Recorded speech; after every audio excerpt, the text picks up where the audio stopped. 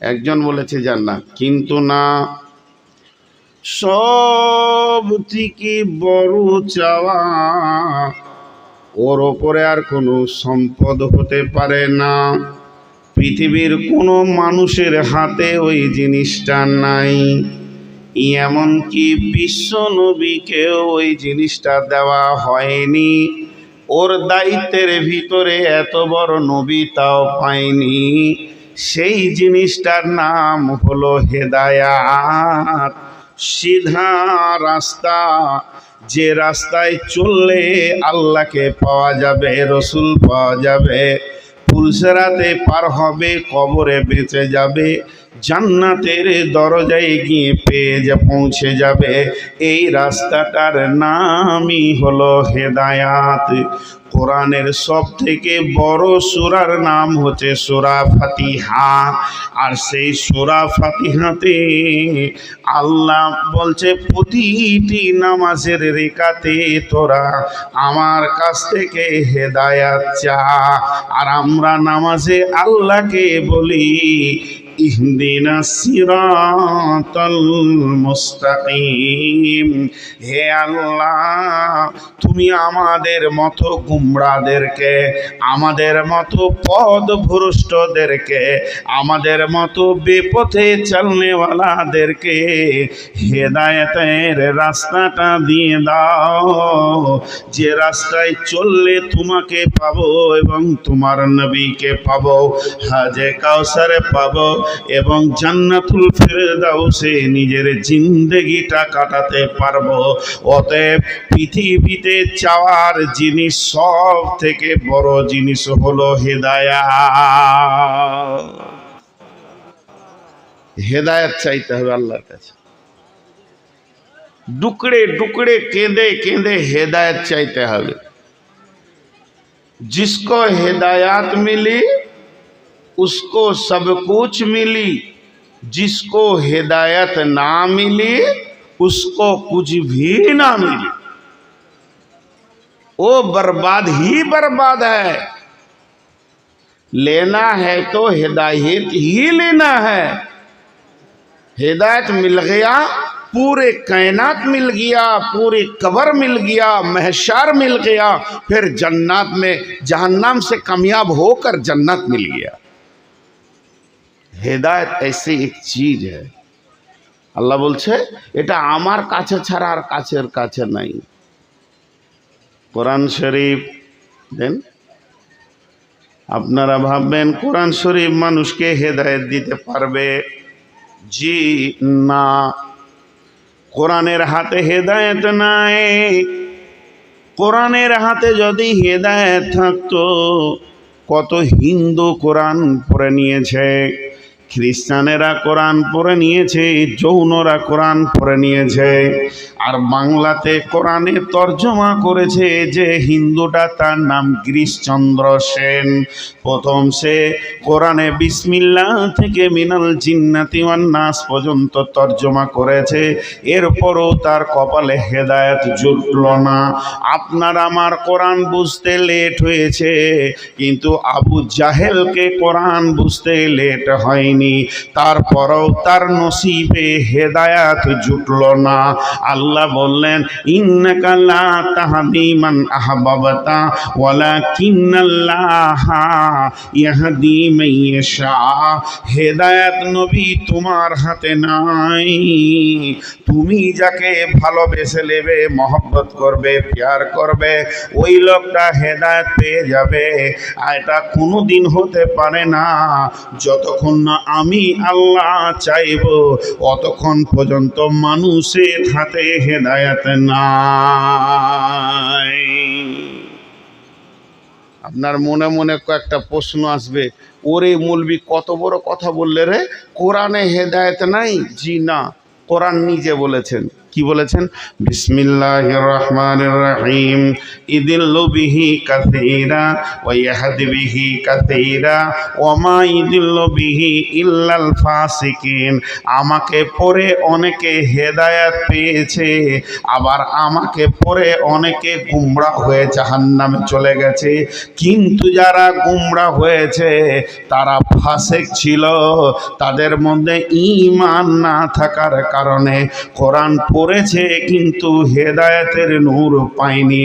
রসুলের মজলিসে যে মুনাফিকগুলো ছিল, আব্দুল্লাহ ইবনে উবাই, উবাই ইবনে সলুল, উতবা, উতাইবা, সাইবা, এগুলো রসুলের সাহাবীর ভিতরে থেকে তারা কোরআনের তেলাওয়াত করেছে, তারা সালাত পড়েছে, রোজা রেখেছে, জিহাদে গেছে, সমস্ত আমল করেছে, তারপরও জাহান্নামের লকড়ি বেনে গেছে। রসুলের মজলিসে থেকেও তাদের পরিবর্তন হয়নি। তার কারণ আল্লাহ বলছেন ওয়ালাকিন্নাল্লাহা ইয়াহদি মাইয়াশা, যতক্ষণ আল্লাহ না চাইবে তুই হেদায়েত দিতে পারবি না। আপনারা আমাকে খারাপ মনে করেন না, আপনাদের কাছে 30 সেকেন্ড টাইম আমি ছুটি লিছি। এদেরকে জিজ্ঞেস করছি এরা দাঁড়িয়ে আছে কেন? আল্লাহ এদের কি মেরে দিয়েছে আজলের মার? ওই দাঁড়িয়ে কেন? ওই বসে, আরে আদব করো, বসো ভাই। কত সুন্দর করে ভাই বলছি, বন্ধু বলছি, হ্যাঁ একটু বসো। আল্লাহর গোলাম, এই মজলিসে বসলে আল্লাহ হেদায়েতের নূর খুলবেন, কিন্তু কোনো মতেই বসবে না। যাও গেট পার হয়ে যাও। মাশাল্লাহ চলে গেল। ইফের গামছাটা বাঁধলে বেঁধে এইদিকে পাছা করে নিলে, কোন শালা মানে হুঁসের লোক গো। যা চললো, থাকলো, বলছি তোর বাপের মজলিস থাকলো, তুই চালা। গেল ঘর। কত রকম রুগী আছে ভাই, হাতে পায়ে ধরে বসতে বলছি তাও বসবে না। ওই যে দুজন দাঁড়িয়ে আছে, বস রে ভাই বস। কোন মজলিস শালা? এইগুলো না আমাদের বাঙালে পাবেন না, আর বাংলাদেশে তো একটাও পাবেন না। বাংলাদেশে রাত 10টায় জালসা শেষ হয়ে যায়, একটাও পাবেন না। ওদেরকে বলছে তাও বসছে না। তো হেদায়েত তাহলে কোরআনের হাতে নেই, রসুলের হাতে আছে? জি না। নবীর হাতে যদি হেদায়েতের চাবিটা থাকতো, নবীজি যদি হেদায়েতের মালিক হতেন, তাহলে পৃথিবীর বুকে সর্বপ্রথম যে লোকটা হেদায়েত পেয়ে যেত ওই লোকটার নাম আবু তালিব। যেহেতু নবীজিকে শিশু থেকে তিলে তিলে তিলে তিলে মানুষ করেছেন কে? আবু তালেব। বেঈমানেরা মেরেছে, হুঙ্কার দিয়েছে কে? না আবু তালেব। নবীজি কাজে গেছেন বকরি চড়াতে, বাড়ি ফিরেছেন কিনা খবর রেখেছেন কে? না আবু তালেব। নবীজি অঝর নয়নে আব্বা মায়ের জন্য কাঁদছে, চোখের পানি মুছে দিয়েছে কে? না আবু তালেব। নবীজি খেলার ময়দানে শিশুদের সঙ্গে খেলছে, বাড়ি ফিরল কিনা খবর কে রেখেছে? না আবু তালেব। আবু তালেব মায়ের কাজ করেছে, আবু তালেব বাপের কাজ করেছে। শুধু তাই নয়, যেদিন বিশ্বনবীকে পাথর মেরে রক্তে রঞ্জিত করে দেয়া হলো, সেদিন আবু তালেব বলেছিলেন ও বেটা মুহাম্মদ, তুই একবার মুখটা খুলে বল, তোকে কে খুন বাহালো, তোকে কে মারলো, তার নামটা বলে দে। আমি তোর চাচা কথা দিলাম তার বংশ বুনিয়াদ আরবের মাটিতে রাখবো না। এত পেয়ারা, এত মহাব্বত এই লোকটিকে বিশ্বনবী বলেছিলেন ও আমার চাচা, ও আমার পেয়ারা মানুষ, ওরে আমার কলিজার মানুষ, ও আমার দরদের মানুষ রে। আপনাকে তাকে মারতে হবে না, তাকে আরব থেকে বের করে দিতে হবে না। আমার যত মার খেয়ে শরীরে ব্যথা হয়ে গেছে, আমার রক্ত বের হয়ে গেছে, আমার শরীরটা ফুটে শেষ হয়ে গেছে, আমার সমস্ত ব্যথা এক্ষুনি সেকেন্ডের মধ্যে ভালো হয়ে যাবে। শুধু যদি চাচা আপনি কালেমাটা পড়লেন, আমার কলিজা ঠান্ডা হয়ে যাবে। তাও ওর কপালে কালেমা জুটলো না। এত মহব্বতের কাছের মানুষ নবীজির চাচা কালেমা পেল না। নবীজি অনেক চেষ্টা করেছিলেন তাকে বাঁচাবার জন্যে। যখন আবু তালেব মরবে, এবার মুমূর্ষ অবস্থা ধরেছে, এবার চলে যাবে পৃথিবীতে 2-1 সেকেন্ড পর, এমন সময় বিশ্ব নবী বলছেন চাচা একবার কালেমাটা পড়েন। অনেক প্রচেষ্টা চললো, কিন্তু আল্লাহ বললেন ও নবী হে, তুমি কান করে শোনো, আবু তালেবকে আমি হেদায়াত দেব না, এর জন্য ওর মুখ খুলবে না। ইন্নাকা লা তাহদি মান আহবাবতা ওয়ালাকিন্নাল্লাহা ইয়াহদি মান ইয়াশা। আমি চাইছি না তাই ওর মুখ খুলছে না, আমি যেদিন চাইব রে নবী সেদিনও হেদায়াত পাবি। তাহলে আল্লাহর কাছে যদি কাঁদতে হয় তো হেদায়েতের লেগে কাঁদতে হবে। একটা লোকের টাকা নাই, পয়সা নাই, জমি নাই, জায়গা নাই, ভিখারি, সকালে উঠে ভিক্ষা করে খায়, শরীরে ক্ষমতা নাই, ল্যাংড়া, অভাব, ল্যাংড়া, রোগা, যদি ও হেদায়েত পেয়ে থাকে তো ও হলো সব থেকে দামি। টাকা আছে, পয়সা আছে, হেদায়েত নাই, ওর মতো নোংরা মানুষ নাই।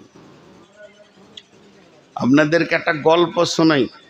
আমি এটা যে গল্প বলছি তো আপনিও যখন কাউকে বলবেন তো নূর মোহাম্মদ গল্প বলেছিল এটা বলবেন, বলবেন না যে বুখারীতে বলেছিল, মুসলিমে বলেছিল, তাহলে আপনি ভুল করবেন, গুনাহ হবে। গল্প তো গল্প, আর গল্পের ভিতরেও জ্ঞান থাকে, বুদ্ধি থাকে। একটা লোক বিরাট বড় আল্লাহর ওলি, ও কোথায় গেছে? ও চললো তুর পাহাড়ে আল্লাহর সঙ্গে কথা বলবে মুসা নবীর মতন। আবার বলছি এটা গল্প। তো রাস্তাতে ও হন্তদন্ত করে খুব জোর হেঁটে গেছে, আর শুকর খিঞ্জির শুয়োর যাকে বলে, একটা ড্রেনে, কাদাতে, পেচ্ছাবে, পায়খানাতে, খিঁচে নোংরাতে ডুবে আছে, খালি মুখটা বের হয়ে আছে। তো শুয়োরটা তো ওই আল্লাহর ওলিকে বলছে, ওই আল্লাহর ওলি দাঁড়া। তো থমকে দাঁড়িয়ে গেছে। শুয়োর কথা বলছে রে, বলে দাঁড়া, তোর সাথে কথা আছে। কোথা চললি? বলছে আমি আল্লাহর কাছে চললাম, আমার কাজ আছে, আল্লাহর সাথে কথা বলতে চললাম। আবার মাঝে বলে লিছি এটা গল্প। তো বলছে তোর যত কাজ আছে কাজগুলো করে নিবি, দা আমার একটা বরাত সেরে আসবি, আমারও একটা কাজ নিয়ে যা তুই। বলে কি? বলে তোকে মানুষ করলে কেন, আর এত বড় দামি পরেশগার আল্লাহ তার ওলি বানাইলে কেন, আর আমাকে কেন শুকর করলে, ওটা জেনে আসবি তো। এবার ও পাহাড়ে উঠে আল্লাহর সাথে ওর যত কথাবার্তা ছিল সব শেষ হয়ে গেল, নেমে আসছে পাহাড় থেকে। তা আল্লাহ বলছে, হ্যাঁ রে, তোকে কেউ কিছু বলেছিল রাস্তায়? বলে আল্লাহ আমি ভুলে গেছি। তো ওর প্রশ্ন তো আপনি জানেন, উত্তরটা দিয়ে দেন। বলছে ওর প্রশ্নের উত্তর হলো ওকে বলে দিবি, আর একবার যদি আমার ওপরে এই রকম প্রশ্ন করে, ও কি জানে না আলা কুল্লি শাইইন কাদির, আমি সমস্ত জিনিসের ওপরে ক্ষমতাবান। ও কি জানে না আল্লাহ হুসামান, আল্লাহ কারো তাওয়াক্কা করে না, বিশ্বটা আমার, আমি যাকে ইচ্ছা শুয়োর, কুকুর, ইঁদুর, বাঁদর বানাবো। তো এ ব্যাপারে ওর কিসের প্রশ্ন? এরপরে যদি এ ব্যাপারে প্রশ্ন করে আর আমাকে হর প্রশ্নের জবাব যদি দিতে হয়, তা আমি কি আল্লাহ হলাম কি করে? তাহলে ওই তো আল্লাহ হবে আমার। অতএব আমি ওগুলা মেনে নিতে পারবো না। ওর প্রশ্নের উত্তর হচ্ছে এরপরে মুখ খুলে ওর চামড়াকে খিঁচে শেষ করে দেবো, বলে দিবি। কড়া করে মশলা দিয়ে দিল আল্লাহ। এবার আল্লাহর ওলি আসছে, মন দিয়ে শোনেন গল্পটাতে কত বড় জ্ঞান আছে। আল্লাহ ওর ওলিকে বলছে দাঁড়া, তোকে একটা প্রাইজ দিব, নিয়ে যা। কাকে প্রাইজটা দিতে হবে? বলছে ওই শুকরটাকেই দিবি। ওরে সুবহান আল্লাহ, আল্লাহ তোর জাত সেপতের কসম, আপনি ওকে এত ভালোবেসেছেন যে প্রাইজ দেবেন? বলে হ্যাঁ আমি ওকেই দিব, নিয়ে যা প্রাইজ। প্রাইজ ফের কি? একটা কথা। তুই যেমন কথা বহেলি এলি, আমার একটা কথা বহেলি ওকে দিগা। বলে কি কথা আল্লাহ?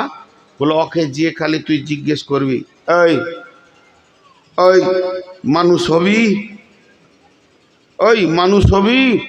তো ও কি বলবে? হ্যাঁ। ও খালি হ্যাঁ আর না দুটার মধ্যে একটা বলবে।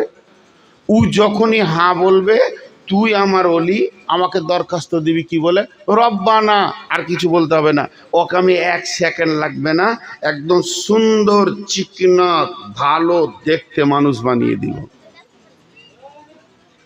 আরো ভালো করে শোন, শুধু মানুষ বানাবো না, আর মানুষ বানানোর পরে পরে ওর জবান খুলে যাবে, কথা বলতে শিখবে, ও যা চাইবে তাই দিব। ও আমার কাছে যা চাইবে আমি তাই দিব, খালি আমি একটা জিনিস দিব না, ও যদি মাথা ঠুকে মরে যায় তো হেদায়াত দিব না। কথাটা বুঝে এলো? ও যা চাইবে তাই দিব, কিন্তু একটা জিনিস দিব না, সেটা হলো হেদায়াত।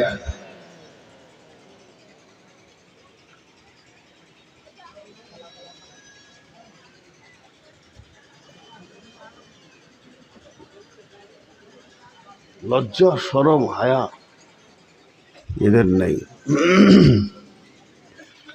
এইবার আল্লাহর ওলি পাহাড় থেকে ফিরে ওই রাস্তায় গেছি।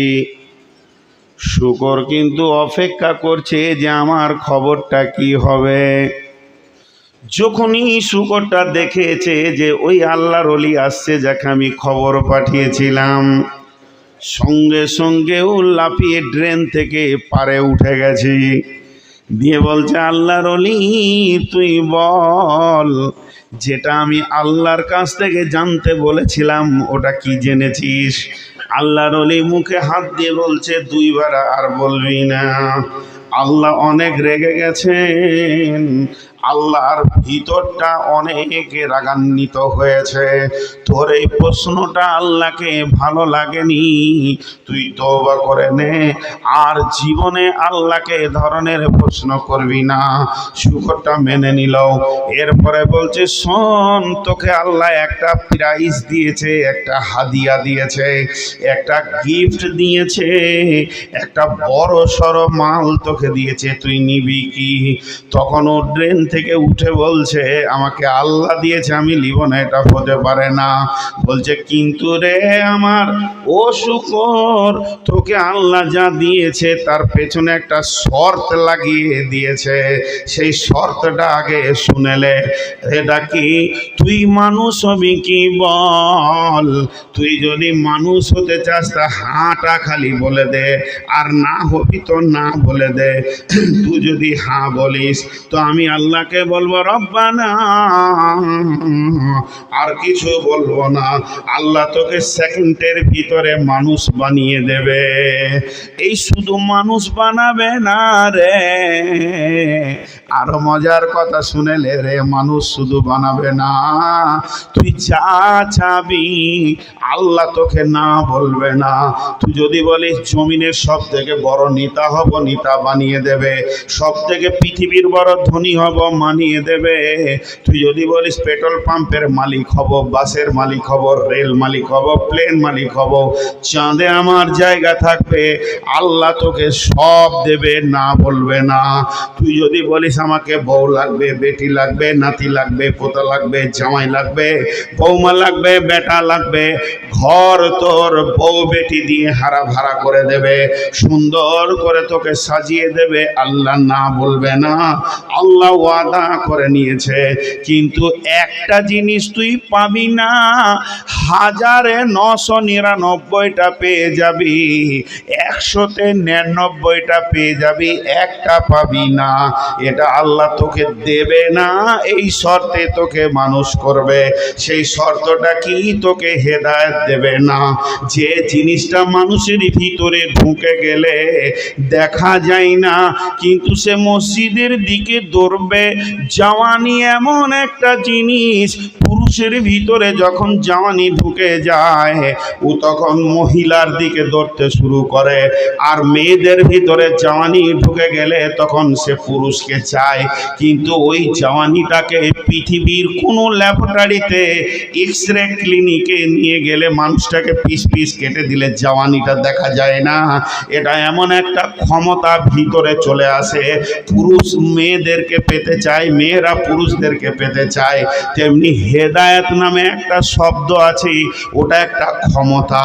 ওটা যখন দেহের ভিতরে ঢুকে যায়, কারো ব্রেনে যখন হেদায়েত ঢুকে যায়, তো ওই লোকটা মসজিদের দিকে দরে, নামাজের সময় দরে কালাম পাকের তেলাওয়াত করে। ওটা এমন একটা স্পিরিট, এমন একটা ক্ষমতা, নিজের চেহারাটাকে রসুলের দিকে বানাতে চায় যে আমি রসুলের মতো হয়ে যাব।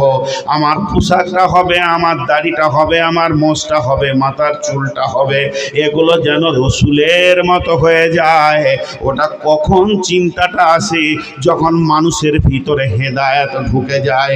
তো এ শুকর, তুই ভালো করে শুনেলে, আল্লাহ তোকে সোনাতে, টাকাতে, পয়সাতে, চাঁদিতে, রূপাতে, হিরেতে, মণিতে, মাণিক্যতে তোকে ঢেরি পাহাড় লাগিয়ে দেবে, কিন্তু হেদায়াত দেবে না। এবার শুকরটা কি বলছে, এইটার জন্য এতক্ষণ আপনাদেরকে গল্পটা শোনাইলাম। শুকরটা কি বলছে 1 মিনিট শুনেলেন, আর এইটা আপনি আপনার মাথায় ভরেলেন।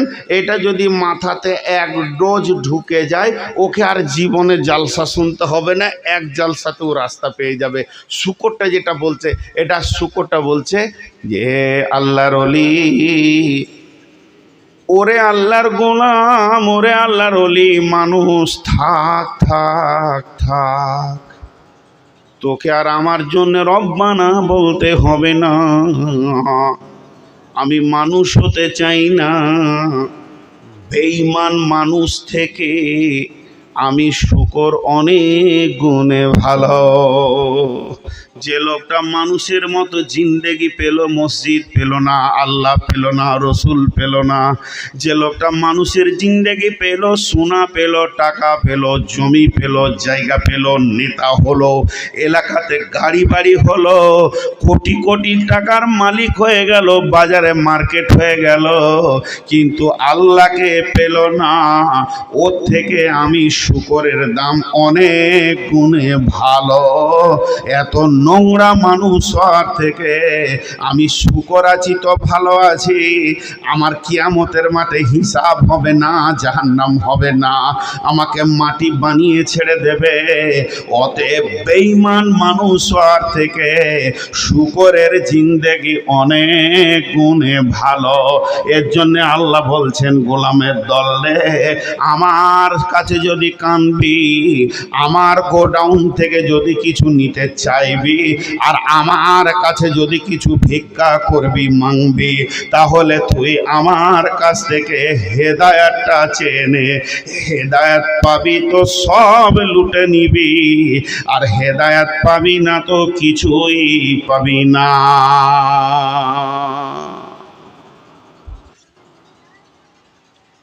হায় আল্লাহ, আল্লাহ তাবারাক ওয়া তাআলা কিছু দুটি কথা আপনাদের সামনে আল্লাহর কালাম পাক থেকে বলছি, একটু ধ্যানের সঙ্গে শুনেন। আপনাদের বিরক্ত লাগছে নাকি? সকলে জোরে বলেন, বিরক্ত লাগছে? আমার ভাষা আপনাদের বুঝতে কোনো অসুবিধা হচ্ছে? আলহামদুলিল্লাহ, এটাতে আরো খুশি হয়ে গেলাম। হ্যাঁ, তো মানে আমাকে মাঝে মাঝে ভয় লাগে যে পূর্ণিয়া এলাকার লোক আমার কথা বুঝবে কি বুঝবে না। আপনাদের গ্রামে মসজিদে রয়েছি, তো ক্যাচাড় ম্যাচাড় করে সব বাইরে কথা বলছে মেয়েরা, তো আমি একটা বুঝতে পারছি না যারা কি বলছে। আল্লাহর রহমতে খালি চিল্লানোটাই শুনছি। দেখ, হিন্দা হিন্দা হিন্দা মেয়েটা ভালো না খারাপ? খারাপ না জি। হিন্দাকে চিনেন? আরে এখানে কে কে হিন্দাকে চিনেন? হাত তুলেন তো, একজনই হাত তুলেন। কে কে চিনেন হিন্দার খবর? মাত্র 2-3 জন। তার মানে আপনারা সবাই হিন্দার ব্যাপারে জানেন না, তাই না? একটু মুখ খুললেন রে ভাই, একটু ওদের জিদ দেখেন, ওরা বসবি না, দাঁড়িয়েছে, খালি ওদের চেহারাগুলো দেখলেন কি সুন্দর দাঁড়িয়ে আছে, ওরা বসবে না। আমি হেরে গেলাম ওদের কাছে, হেরে গেছি ভাই, হেরে গেছি। প্রাইজ তোরাই লুটে লিবিলা। হ্যাঁ, তো আমি আপনাদেরকে বলছি, হিন্দাকে চিনেন কে? চিনেন না? তাহলে শুনেলেন, ওর ঘরে একটা গোলাম ছিল, গোলামটার নাম ওয়াহশী। হাবশি গোলাম। তো ওর গোলামটাকে ও ডেকে বলছে, এই ঐশী, বলে মালকিন বলো কি বলছো। বলছে আমির হামজার কলিজাটা এনে দিতে পারবি, তোকে আজাদ করে দিব, তোকে আর আমি গোলাম রাখবো না। তোর কি মন চাহে না যে আমি আজাদ হয়? বলে কার মন চাইবে না, কে গোলাম থাকতে চায়? বলে আমির হামজার কলিজাটা এনে দে। আমির হামজার কলিজাটা কেন চাইছে? হিন্দার গোষ্ঠীকে আমির হামজা বাঁশ দিয়েছে বদরের যুদ্ধতে, পিস বানিয়েছে শয়তান খবিসগুলোকে। সেই রাগ ওর কলিজা থেকে আর যেছে না। তো ওর কলিজাটা তুই আমার হাতে দিয়ে দিবি, তোকে টাকা লাগবে না, পয়সা লাগবে না, ওর কলিজাটা আমি হাতে পাবো, তোকে আজাদ করে দিব। বলছে এইটুকু ব্যাপার? মোটা তাগড়া হয়ে আছে ও, সেই রকম ভৈঁসের মতো। বলছে আমির হামজাকে আমি দেখে নিব। করলোও তাই, করলোও তাই। ওহুদের প্রান্তে আমির হামজা যখন তুমুল ওহুদের যুদ্ধ লেগে গেল, যদি কোনোদিন আমার সঙ্গে উমরায় যান তাহলে আপনাদেরকে স্পোর্টটা দেখিয়ে দিব। ভাইরা আমার, ওই ওহুদের প্রান্তে বিশ্ব নবী 10 থেকে 12 জনকে গিরিপথে রেখে দিল। আর রোমা পাহাড়ের ওপরে বেঈমানেরা আগে দখল করেছিল। বিশ্ব নবী ছিলেন ওই পাহাড়ের ওহুদের একদম সন্নিকটে। এদিকে ঢাল, আর এরা উঁচা জায়গায় আছে, সাহাবীরা আছে নিচু জায়গায়, বালুতে ঠিক মতো পা রাখতে পারছে না। আল্লাহর নবী দোয়া করে দিলেন, বৃষ্টি হয়ে গেল। আর যখনই বৃষ্টি হবে বালু জমে যাবে আর ঢাল কিন্তু স্লিপ হবে। এবার তুমুল যুদ্ধ যখন লেগে গেল, বিশ্ব নবীর জন্য এলান হয়ে গেল নবী মুহাম্মদ মারা গেছে। মুনাফিকরা তখন জিহাদের ময়দান ছেড়ে পালাতে শুরু করে দিল। যে নবী মরে গেল তার পেছনে আর সময় কেন দিব? কিন্তু না, আল্লাহর নবী বেহুশ হয়ে গেছিলেন, তীর লেগে দাঁত ভেঙে গেছিল। আর তখন খালিদ বিন ওয়ালিদ রাদিয়াল্লাহু তাআলা আনহু ঈমান আনেননি। উনি 2 বার তুলে আছাড় মেরে দিয়েছিলেন। রসুলের শরীরে ছিল লোহার বর্মা, লোহার চাদর, লোহার জামা পরে নবীজি যুদ্ধের মধ্যে ছিলেন। আল্লাহর নবী বেহুশ হয়ে গেছেন। হযরতে আলী ঢালে করে পানি আনছেন, আর হযরতে তালহা রাদিয়াল্লাহু তাআলা আনহু রসুলের হুকগুলোকে দাঁত দিয়ে টেনে টেনে বের করছেন। আম্মা জান ফাতেমা খেজুরের পাতাগুলোকে পুড়িয়ে ছাই বানাচ্ছে ক্ষত জায়গায় লাগানোর জন্যে। চারিদিকে ব্যস্ততার মধ্যে রয়েছেন। এমন সময় আমির হামজা একা দৌড় মারছে রোমা পাহাড়ের অপোজিট দিকে। যখনই দৌড় মারতে ওয়াইসি দেখে নিয়েছেন, ওয়াইসি বুঝে নিয়েছেন এখানে কোনো সাহাবী নাই, একমাত্র আমির হামজা রয়েছে। সমস্ত সাহাবীরা ওদিকে পাহাড়ের ধারে ব্যস্ত হয়ে গেছে, ওকে একটু দূরবর্তী জায়গায় পেয়ে গেছে। ওয়াইসি বলছে এই রকম করে মারলাম বর্ষাটা, আর পিকে গিয়ে আমির হামজার বুকে গিয়ে বর্ষাটা লাগলো, আমির হামজা পড়ে গেল। আমি দেখলাম এত সুন্দর সুযোগকে হাতছাড়া করা যাবে না। দৌড়ে গিয়ে বুকের মধ্যে বসে ফড়ফড় করে হাড়গুলোকে ফেরে দিয়ে কলিজাটাকে বের করে নিলাম। আর আমার হাতে কলিজা তখনও তরফ তরফ করে লাফাচ্ছে। ওই কলিজা নিয়ে আমি হিন্দার দিকে দৌড়ে গেলাম। হিন্দা সেই কলিজাকে চাবালো, হিন্দা সেই কাঁচা কলিজাকে চাবালো। শুধু চাবালো না, সুতা ধাগা দিয়ে ওকে কেটে কেটে গলার হাড় বানালো। এত দূর বেঈমানি করেছে মেয়েটা, এত শক্ত জানের মেয়ে এই কাজ করেছে। এরপরে আমির হামজার মাথা কাটা হয়েছে, পা কাটা হয়েছে, নাক কাটা হয়েছে, হাত কাটা হয়েছে, লাশটাকে বিভ্রান্তি বিকৃতি করে দেওয়া হয়েছিল। এরকম কঠিন একজন মহিলা, তারই নাম হিন্দা। পরিচয় পেলেন হিন্দার? আপনারা যদি একবার হাঁ বলেন তো কি পঞ্চায়েত থেকে বেঁধে নিয়ে যাবে? সকলে জোরে বলেন, হিন্দার পরিচয় পেলেন? মাশাআল্লাহ। মরা রোগীর চিকিৎসা কেউ করে? আপনারা একটু হা না বলবেন তো আমাকে ভালো লাগবে। সেই হিন্দা এত বড় বেঈমান হেদায়েত পেয়ে গেল, ওকে আল্লাহ হেদায়েত দিল। চিন্তা করেন, তাহলে হেদায়েত হলো আল্লাহর হাতে। এত বড় ইসলামের শত্রু সে হেদায়েত পেল। কি করে পেল ওই ঘটনাটা শোনাবো, কিন্তু শোনানোর আগে আমার মা বোনদেরকে, আমার বেটিদেরকে বলবো, ওরে আমার বেটি, ও আমার মা, ও আমার বোন, একটা মিনিট মুখের কথাটা বন্ধ করে কানটা মাইকের দিকে লাগিয়ে রাখেন। এত বড় বেঈমানটাকে আল্লাহ হেদায়েত দিল, তো আপনাকে আমাকে কেন দেবে না? আপনার আমার জন্য গোডাউনের দরজা খোলা আছে, যত পারবো হেদায়েত নিব। কিন্তু হিন্দার একটা গুণ ভালো ছিল, সেই গুণের সুতা ধরে, ধাগা ধরে আল্লাহ ওকে হেদায়েতের নূর দিল। সেই গুণটা জানেন? যদিও মেয়েটা কাফের, মুশরিকা মেয়ে, কাফেরা মেয়ে, জীবনে কোনো বেগানা পুরুষের সঙ্গে কথা বলেনি, গোটা লাইফে কথা বলেনি।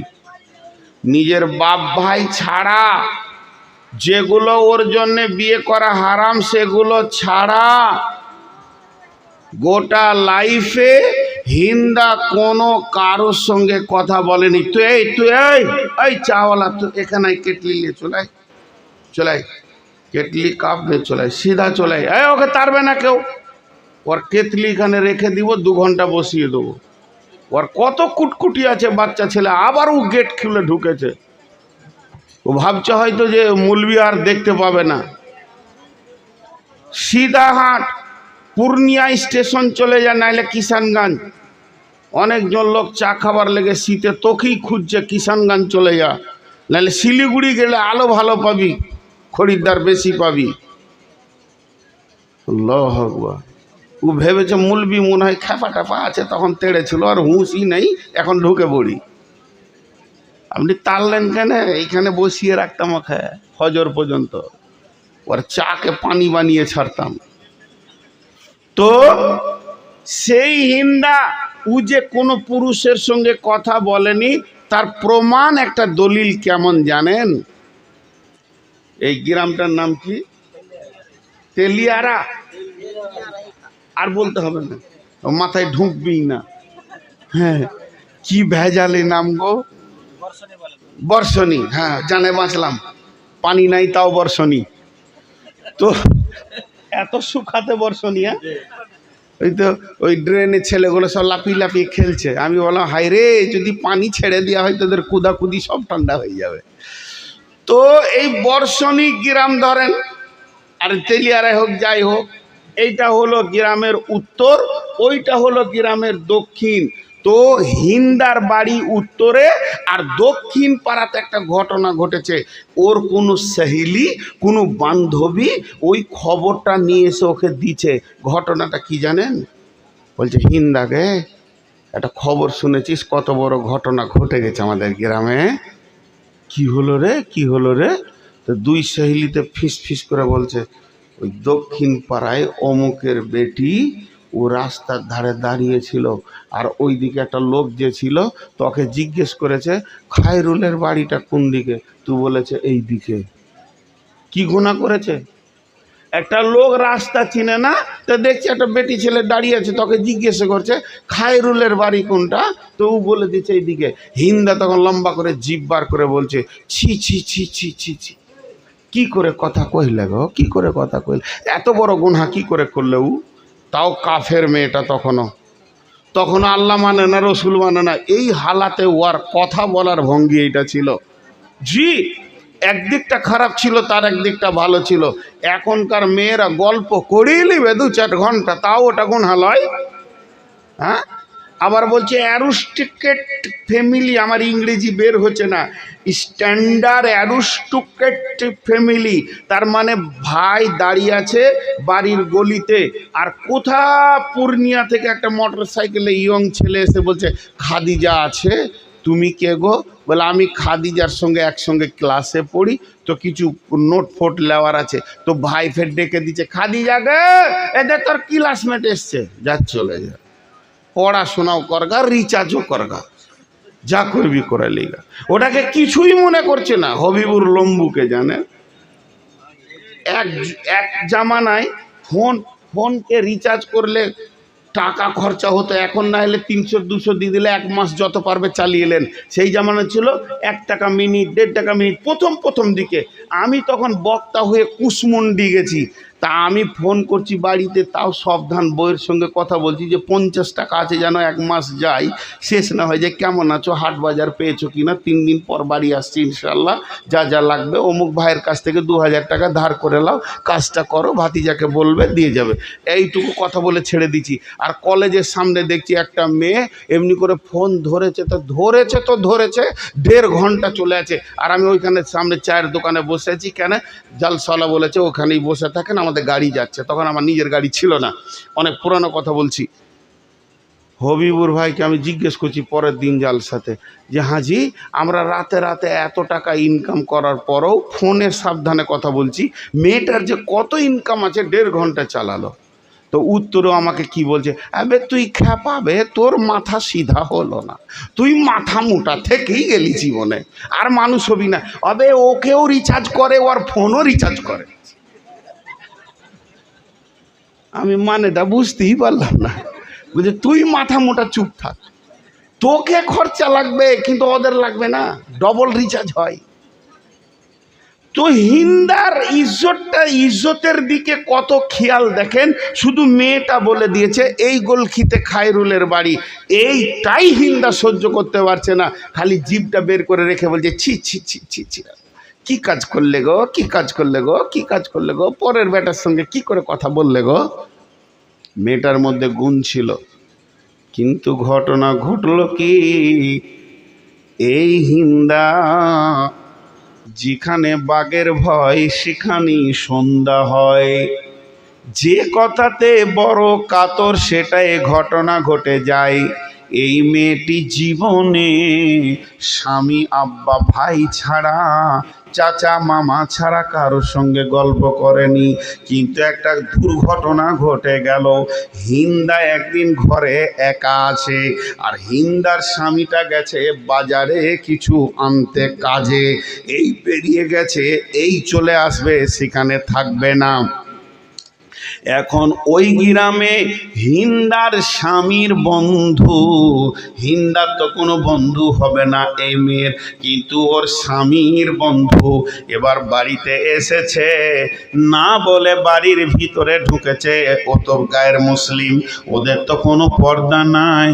বাড়ির একনেতে তাকিয়ে দেখলো আমার বন্ধু নাই, এবার বারান্দায় উঠলো, বারান্দা দুদিকে দেখে নিল বন্ধু নাই, তবে দরজাটা কেন খোলা, ঘরের ভিতরে ঢুকে গেল, খাটটা সোফাটা দেখলো বন্ধু নাই, কিন্তু হিন্দা একা আছে। এবার হিন্দা কি করছে, দেওয়ালের ধারে ঘরটাকে সুন্দর করে করে করে করে সাজাচ্ছে। মেয়েদের রান্না বান্না কাজ হয়ে গেলে এরা ঘরকে সুন্দর করে করে কাগজ দিয়ে হোক আর কিছু দিয়ে হোক সাজায়, এটা হলো মেয়েদের ডিউটি। হিন্দা তার থালা বাটি পেয়ালা গিলাসগুলোকে সুন্দর করে করে দেওয়ালের দিকে এমনি করে করে সাজাতে রয়েছে। তোর বন্ধুটা দেখছে আমি এসেছি যার জন্যে, আমি তো হিন্দার জন্যে আসিনি, আমি এসেছি আমার বন্ধুর সঙ্গে কাজ আছে। ওকে আমি একনেতেও পেলাম না, ওকে আমি বারান্দাতেও পেলাম না, আর ভিতরে ঘরে ঢুকেও ওকে আমি পেছি না।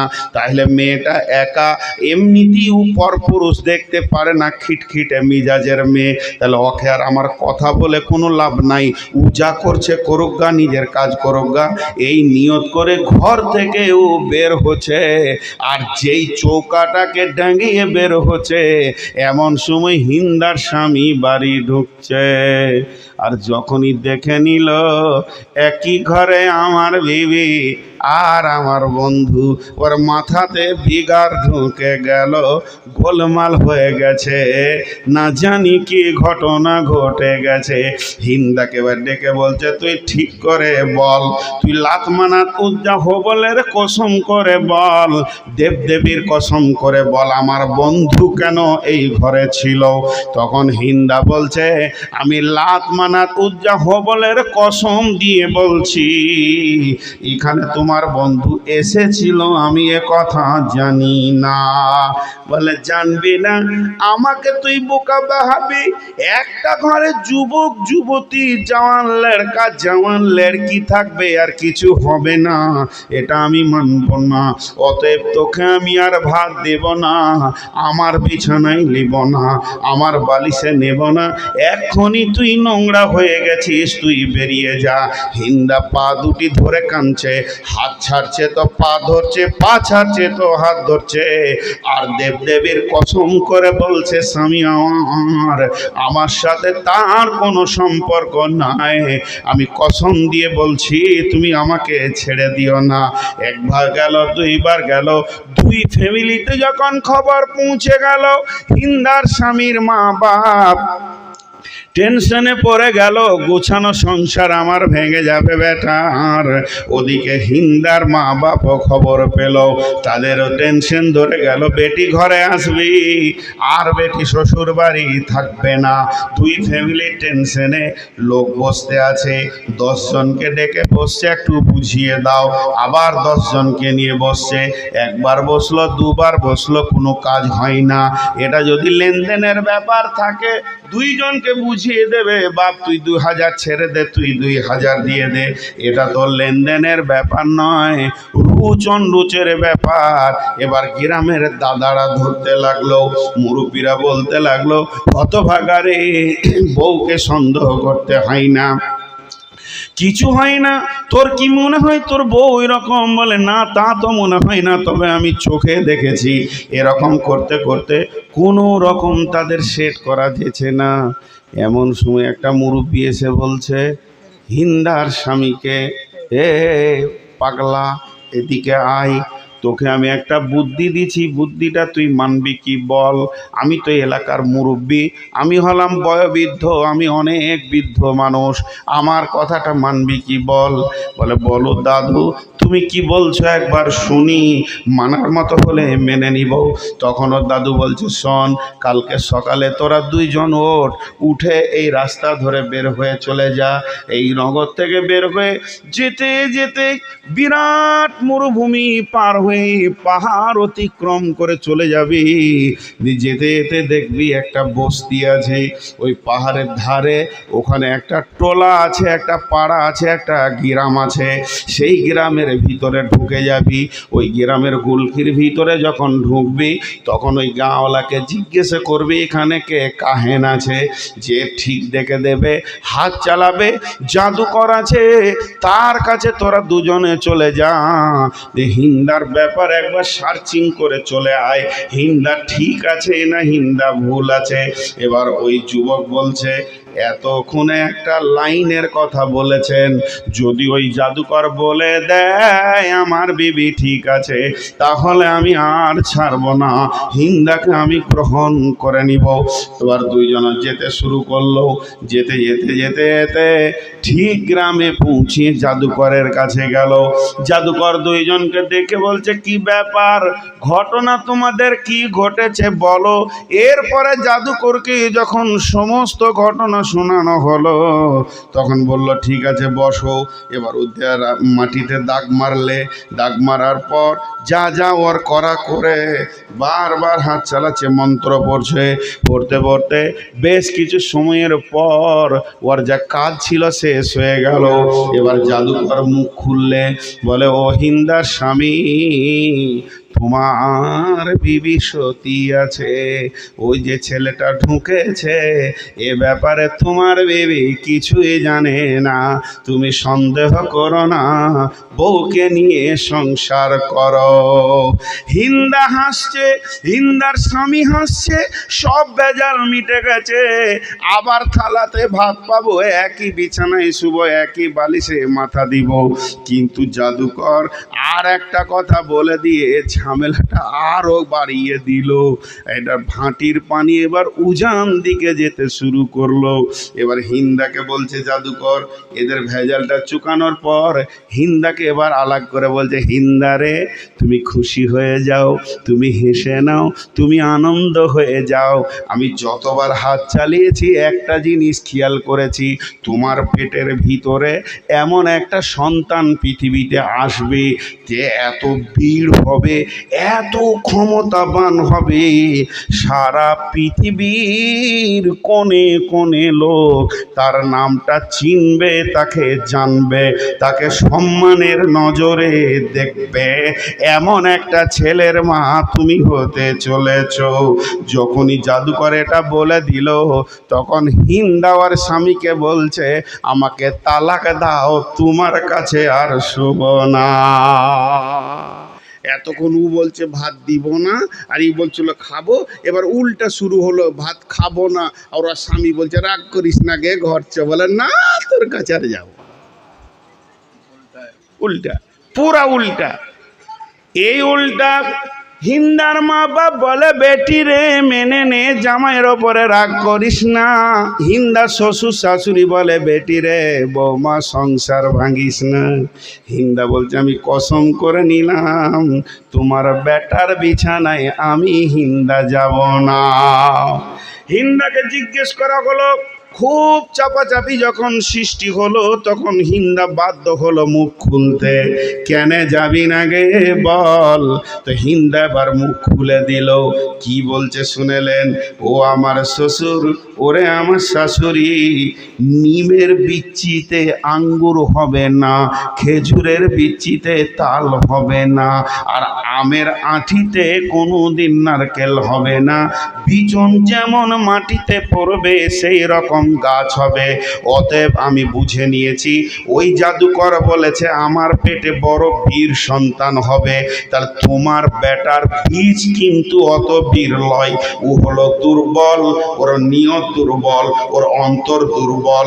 এই রকম একজন দুর্বল পুরুষের বীজে কোনোদিন সবল বেটা হতে পারে না। তাছাড়া আমাকে কি সন্দেহ করে? এতদিন ওর সঙ্গে ঘর করলাম, সে যখন সন্দেহ করছে, আমি সে রাগ আর রাখি নাই, আমার মাথায় ঢুকে গেছে ওর বিচে বীর হবে না। হিন্দা তালাক দিল, স্বামীর ভাতে গেল না, স্বামীর কেঁতাতে গেল না, স্বামীর বালিশে গেল না। এরপরে হিন্দার বিয়ে হলো রসুলের চাচা আবু সুফিয়ানের সঙ্গে। আর রসুলের চাচা আবু সুফিয়ানকে যখন হিন্দা বিয়ে করলো, তা আবু সুফিয়ানের রক্তে, আবু সুফিয়ানের বিচে হিন্দার পেটে যে বাচ্চাটা হলো, তারই নাম হচ্ছে ইমাম মাবিয়া রাদিয়াল্লাহু তাআলা আনহু।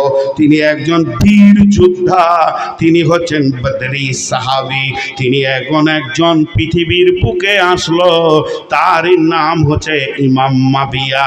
তাহলে ওই হিন্দা রসুলের চাচি হলো, আবার রসুলের শাশুড়ি হলো। যেদিন ফাতেমা হলো, সেদিন বিশ্ব নবী যতজনকে বায়াত করেছিলেন, কালেমা পড়িয়েছিলেন, মেয়েদের লাইনে ওই হিন্দা দাঁড়িয়েছিল। আল্লাহ নবী বললেন, হিন্দা রে, তুমি কালেমা পড়তে এসেছো, আমি তোমাকে মাফ করে দিলাম। আল্লাহ মাফ করে দিয়েছেন। অতএব তুমি কালেমা পড়ে মুসলমান হয়ে যাবে, জান্নাতি হয়ে যাবে, ঠিক আছে, তবে তুমি আমার সামনে আসিও না। আমি মাফ করে দিয়েছি, তাও সামনে আসিও না। কেন? যখনই তোমার মুখটা দেখি, আমার চাচা আমির হামজার কথা মনে পড়ে যায়। আল্লাহর নবী কাঁদতে লাগলেন। ওই ঐশী পর্যন্ত ঈমান এনেছিল, ঐশী রসুলের হাত ধরে কাঁদতে লাগলেন। এমন সময় বিশ্বনবী অঝোর নয়নে কাঁদছেন। 10 জনের নাম কাবাতে টেঙে দেওয়া হয়েছিল, একে একে হত্যা করে দিলে তার কোনো বিচার হবে না, এদের কোনো রক্তের দাম নাই। তার মধ্যে একটা ছিল ঐশী। ঐশী যখন বুঝে নিল আমাকে হত্যার পরোয়ানা দিয়ে দিয়েছে সাহাবীদের ভিতরে, তাহলে আমি আর বাঁচব না। কিন্তু ঐশীর বিশ্বাস ছিল, যদি রসুলকে একা পেয়ে যায়, উনি দয়ার দিলের মানুষ, ওর হাতটা ধরলে আমি বেঁচে যাব। একদিন দেখলেন বিশ্বনবী একাই কাবার কাছে রয়েছে। ঐশী দেখলে এই সুযোগটা হাতছাড়া করলে হবে না, মারল তোর গিয়ে রসুলের হাত ধরে বলছে, শাহাদু আল্লাহ ইলাহা ইল্লাল্লাহ ওয়া আশহাদু আন্না মুহাম্মাদান আবদুহু ওয়া রাসূলুহু। এই কথা যেই বলা সঙ্গে সঙ্গে বিশ্বনবী ডুকরে কেঁদে উঠলেন। কাঁদার পরে বললেন, ওই শিরে, আমার চাচাকে তুই কেমন করে মেরেছিলি, একবার তুই আমাকে শোনা। ঐশীও কাঁদতে শুরু করে যে, হুজুর আমি তো বেঈমান ছিলাম, কেমন করে মেরেছি আপনি বলছেন বলে আমি বলছি, নচেত বলতাম না। আমি বর্ষা মারলাম, বুকটাকে ফাড়লাম, কলিজা কাটলাম, নাক কাটলাম, কান কাটলাম, গলা কাটলাম, এই কাটলাম যখন বলতে শুরু করেছে, দয়ার নবীর চোখের পানিতে দাড়ি ভিজে গেছে, অঝোর নয়নে কাঁদছে এবং বলছে, নয়সি শেষকালে, ইয়া রাসূলুল্লাহ, ইয়া হাবিবাল্লাহ, ওই ভুজালিটা, ওই বর্ষাটা, ওই তালোয়ারটা আমি আজও রেখে দিয়েছি। এতদিন আমি দিনের দোস্তকে মেরে ফেলেছি, আল্লাহর বান্দাকে মেরে ফেলেছি। আমি এবার প্রতিজ্ঞা করছি, কসম করছি, ওই তালোয়ার নিয়ে এবার আমি দিনের দুশমনদেরকে মারবো। মেরে মেরে মেরে মেরে আমি গুনাহের সাদকা করব। তাহলে হিন্দা ঈমান পেল এবং ঐশী ঈমান পেল। এর জন্য আল্লাহ তাবারাক ওয়া তাআলা বলছেন, ইন্নাকা লা তাহদি মান আহবাবতা ওয়ালাকিন্নাল্লাহা ইয়াহদি মান ইয়াশা।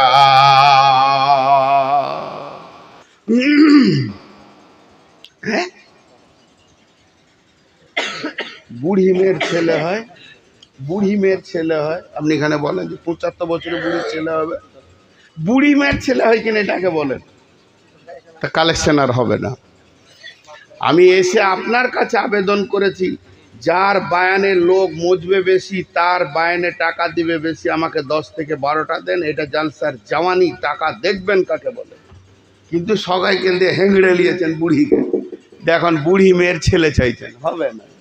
কেউ টাকা দিয়েন না, আর যারা দিয়েছেন পারলে নিয়ে চলে যাবেন, আর যদি না শোধ দেয় তাকে বাঁধবেন না, দিকে বেঁধে নিয়ে যাবেন। টাকা দে, নাইলে তোর হাড় ভেঙে দে। জি, আমি তার 10 মিনিট আছি, 1.5 ঘন্টায় ছেড়ে দিব। কালেকশন করবো না, নিয়ত করে নিয়েছে। আমাকে দিলেন না কেন? কালেকশন করবো আমি নিজে চেয়েছিলাম, কিন্তু দেননি। ভাই আপনাদের বিরক্ত লাগছে নাকি? রাস্তা কয়টা? এই রাস্তা দুটো বলতে 2 মিনিট লাগবে, একটু ধৈর্য ধরেন। বিসমিল্লাহির রহমানির রহিম। আল্লাহু ওয়ালিয়ুল্লাযীনা আমানু ইখরিজুহুম মিনাজ-জুলুমাতি ইলান-নূর ওয়াল্লাযীনা কাফারু আউলিয়াউহুমুত-তাগুতু ইখরিজুনাহুম মিনান-নূরি ইলাজ-জুলুমাত উলাইকা আসহাবুন নারি হুম ফিহা খালিদুন। রাস্তা হলো দুটা, এই দুটা রাস্তা যাচ্ছে। আপনাদের হাই রোডটাই উদাহরণ দিই।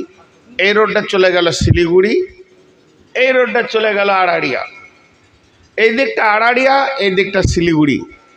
তেমনি পৃথিবী থেকে আখেরাতের রাস্তা দুটা, একটা রাস্তা লাই।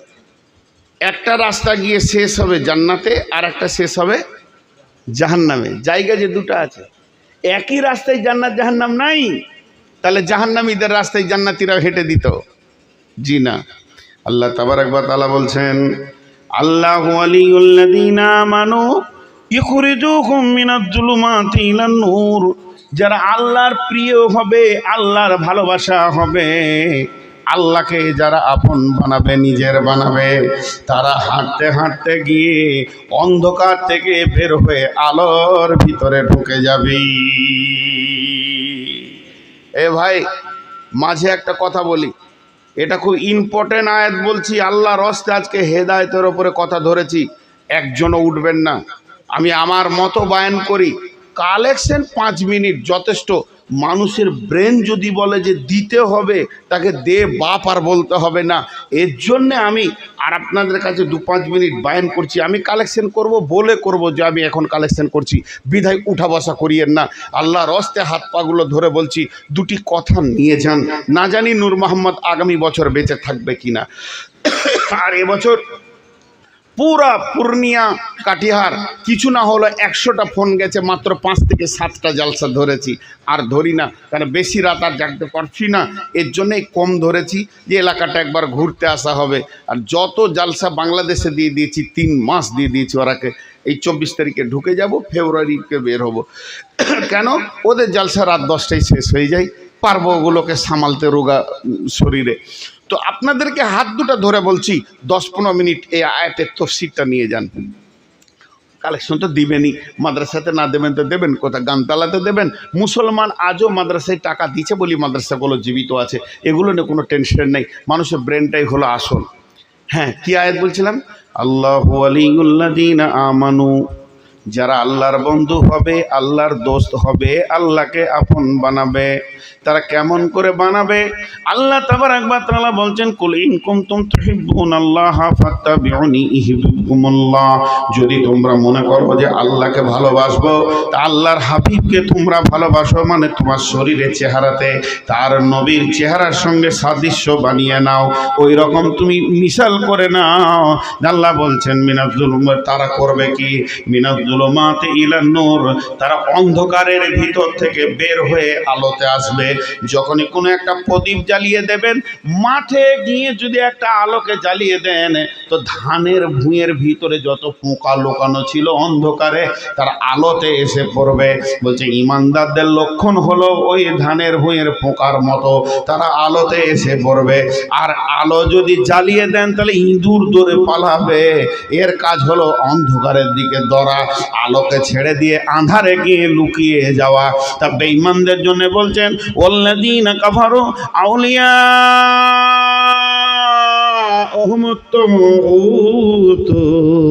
এবার যারা কাফের হবে, তারা তাগুত শক্তি, শয়তান, বেঈমান, মালাউন, মারদুদের সঙ্গে সম্পর্ক রাখবে।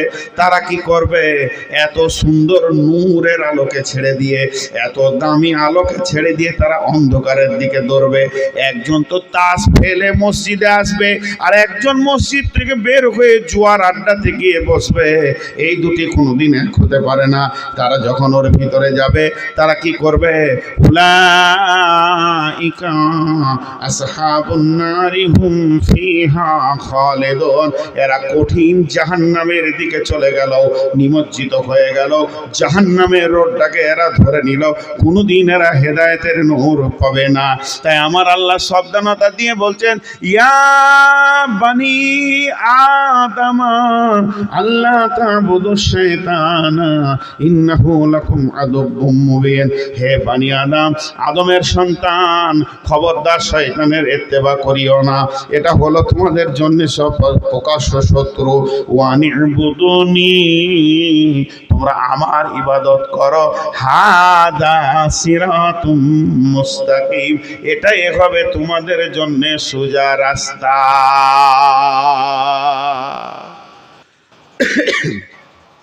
এবার জান্নাতের লোকেশন দিয়ে, জান্নাতের লোকেশনটা দিয়ে ছেড়ে দিব ইনশাআল্লাহ। এটা লোকেশনটা কেমন? আমি গাড়িটা নিয়ে বেরিয়ে যাচ্ছি আপনার গ্রাম থেকে, কমিটির ছেলেরা সামনে গিয়ে দাঁড়ালো, না রাতে যেতে হবে না, একটু আরাম টারাম করেন। আমি বললাম, না রে বাবু, চলে যাব। তো এবার ওদেরকে বলছি, কাগজ কলম নেই, একটু লোকেশন দাও তো। কোথায় যাবেন? শিলিগুড়ি যাব। তো বলছে লিখেন, আপনার গাড়িতে কি কি পড়বে রাস্তায় লিখেন। ও লিখতে বলছে, আর আমি লিখছি। বলছে লিখেন 22C পূর্ণিয়া মোড়, ডালকোলা, বাঁ দিকে যাবেন, তারপরে পাবেন আপনি ওখানে কিষানগঞ্জ, এই করতে করতে ইসলামপুর, পাঞ্জিপাড়া, এই করতে করতে একটা 10টা নাম বলে দিল। এইগুলো আপনার রাস্তায় পড়বে। যদি এই স্টপেজগুলো আপনার রাস্তায় পড়ে, তো আপনাকে জেনে নিতে হবে আমি নিশ্চিত ঠিক আছে। যদি ওর পরিবর্তে পেয়ে যান ডালকোলা, দোমোহনা, টুঙ্গিদিঘি, করণদিঘি, বোতলবাড়ি, তাহলে আপনাকে জানতে হবে যে আমার রাস্তা ভুল, গাড়িকে ব্যাকে আনতে চলে যেতে হবে। আল্লাহ বলছেন, আমার হাতের দিকে তাকান, জান্নাতের লোকেশন দিচ্ছে, কোন রাস্তায় জান্নাত আছে। এটা 5 মিনিটের বেশি টাইম নেব না। বিসমিল্লাহির রহমানির রহিম। কুল তাআলাউ আতলু মা হাররামা রাব্বুকুম আলাইকুম আল্লা তুশরিকু বিহি। এই চাওয়ালা, এই কেটলি লে এখানে, সিধা আসবি। তুই যদি পালিয়ে যেতে পারিস তো জানবো যে কমিটি তোকে সাহায্য করছে, আমিও মাইক ছেড়ে পালাবো, 1 টাকা কালেকশন করব না। তুই সিধা এখানে আয়। উঠলি এখন, ফের এখন ও চা দিচ্ছে। ও সাহস কত ওর, ওর বুকে পাটা কত ওর। সিধা এখানে আয়।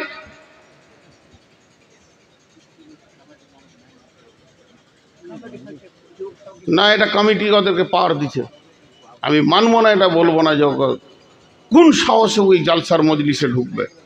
আবার ওখানে চা দিচ্ছে। ছাড়েন বায়না, থাকলো বায়না, কমিটি তো খেলেই থাক।